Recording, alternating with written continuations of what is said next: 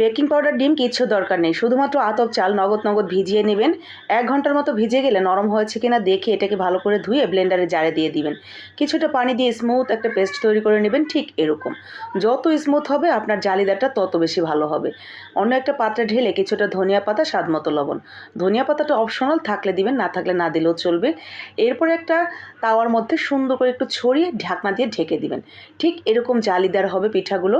খেতে এত বেশি ভালো লাগে, এগুলো যে কোনো মাংসের ঝোলের সাথে খেতে অসম্ভব মজার লাগে। গরম গরম এই চাপড়ি চিতই যে কোনো মাংসের ঝোলের সাথে খেতে অসম্ভব ভালো লাগে। আর বাসায় তৈরি করা যে কোনো খাবারই অনেকটা বেশি মজার এবং হেলদি হয়ে থাকে। যারা এই ধরনের পিঠা খেতে পছন্দ করেন, সকালে নাস্তায় কিংবা সন্ধ্যার নাস্তার টেবিলে রাখতে পারেন। নগদ বানিয়ে নগদ খাওয়া শুরু করে দিবেন। তো আজকে আমাদের সন্ধ্যায় মুরগির মাংসের ঝোলের সাথে এই চাপড়ি চিতই করেছিলাম।